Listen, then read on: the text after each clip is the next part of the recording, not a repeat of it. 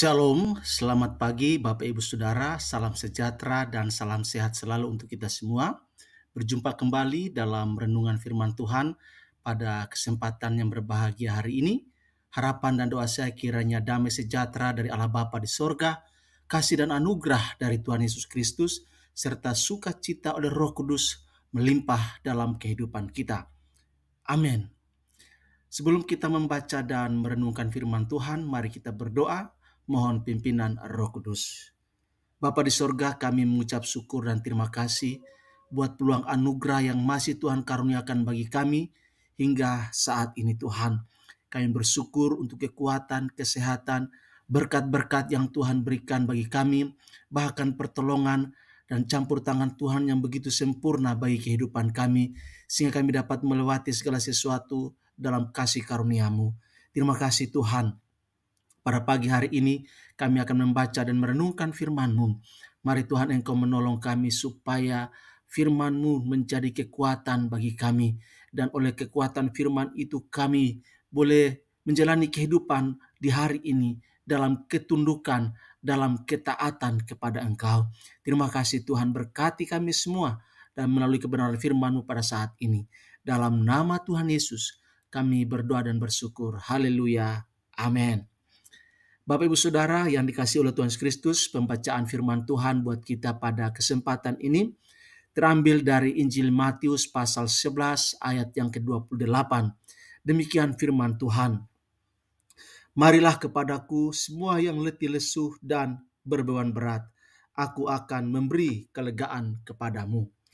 Bapak Ibu Saudara yang dikasihi oleh Tuhan Yesus Kristus, Matius pasal 11 ayat 28 ini merupakan pernyataan atau ajakan langsung dari Tuhan Yesus kepada audiens, kepada pendengarnya, dan ditulis oleh penulis Injil Matius dan disampaikan sampai dengan saat ini untuk kita baca dan dengarkan dengan sungguh-sungguh bahwa Yesus punya panggilan untuk setiap kita yang mengalami pergumulan, yang mengalami beban berat, yang telah mengalami keadaan yang melelahkan oleh karena beratnya beban hidup yang kita alami.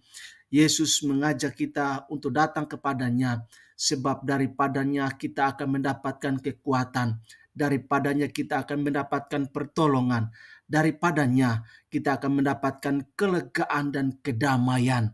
Karena itu Bapak Ibu Saudara, kita juga tahu bahwa respon orang terhadap undangan Yesus semua tentu tidak sama.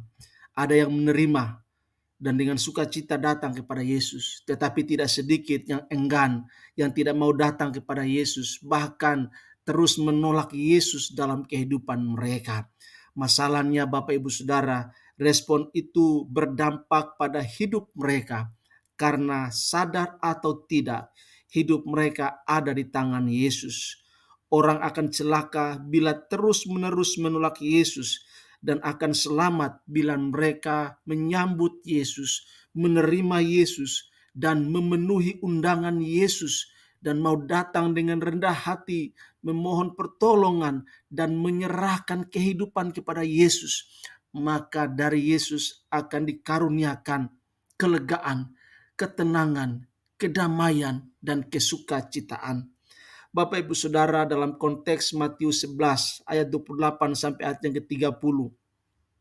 Korazim, Betsaida, dan Kapernaum merupakan 3 tempat yang dikecam oleh Yesus. Padahal dia banyak mengajar dan melakukan mujizat di kota-kota tersebut, sebagaimana dicatat dalam ayat yang ke-20. Bagaimana respon mereka sehingga Yesus mengecam mereka? Orang-orang di 3 kota tersebut memang senang mendengar Yesus mengajarkan, Yesus menyampaikan, Yesus memberitakan tentang kerajaan surga. Mereka berduyun-duyun mendatangi Yesus dan menyaksikan serta mengalami mujizat-mujizat yang dikerjakan oleh Tuhan Yesus.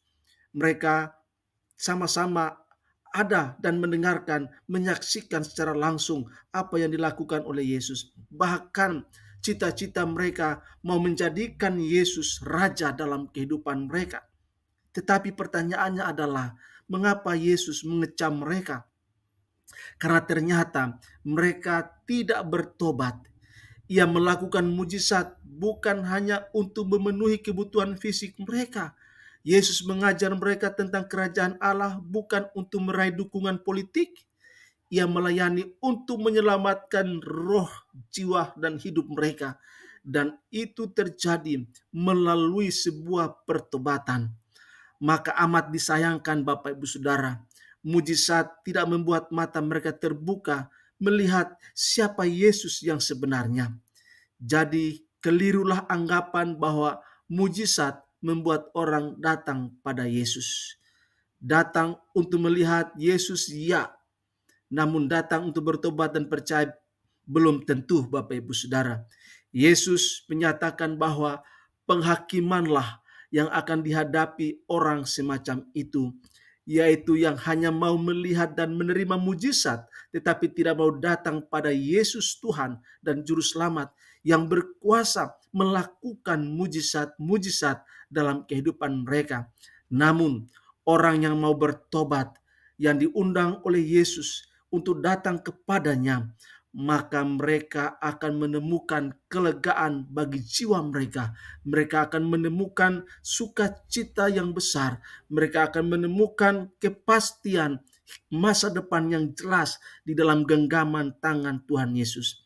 Bapak Ibu Saudara, sebagai orang yang mengikut Kristus, sebagai murid Kristus, merupakan bagian kita juga untuk menceritakan Kristus kepada mereka yang jiwanya masih haus, masih dahaga, masih jauh dari kasih karunia Allah. Mereka perlu memperoleh kelegaan, mereka perlu memperoleh keselamatan, mereka perlu memperoleh kepastian masa depan, dan itu hanya bisa diperoleh bila mereka mempercayai Yesus sebagai Tuhan dan Juru Selamat mereka satu-satunya. Kita harus mendorong mereka agar bertobat dari segala dosa dan menerima pengampunan serta memulai hidup sebagai murid Kristus agar makin banyak orang yang menemukan kelegaan di dalam dan melalui Kristus. Bapak Ibu Saudara, tugas kita saat ini merupakan perpanjangan tangan Kristus untuk menjangkau dan meraih jiwa-jiwa yang masih terpenjara karena dosa, yang masih terbelenggu oleh ikatan kuasa kegelapan, yang masih terpenjara oleh karena berbagai persoalan kehidupan, bahkan ilah zaman ini yang menghambat mereka untuk datang kepada Kristus. Maka tugas kita untuk menghadirkan dan membawa Kristus kepada mereka, sebab hanya Kristuslah satu-satunya jawaban bagi kehidupan mereka, dan kita adalah alat sarana perpanjangan tangan Tuhan Yesus untuk membawa mereka kembali kepada Gembala Agung segala domba, untuk menemukan terang yang ajaib, menemukan jalan keselamatan, jalan kebenaran, jalan kehidupan, yaitu di dalam Tuhan Yesus Kristus. Karena itu Bapak Ibu Saudara, mari kita laksanakan tugas dan tanggung jawab kita sebagai murid Kristus untuk menjangkau jiwa-jiwa baginya selagi Dia izinkan kita menikmati hidup di tengah-tengah dunia ini. Kiranya firman Tuhan ini boleh menjadi kekuatan bagi kita, memampukan kita untuk taat melakukan perintah Tuhan Yesus dalam kehidupan kita. Tuhan Yesus berkati dan salam untuk kita semua. Amin.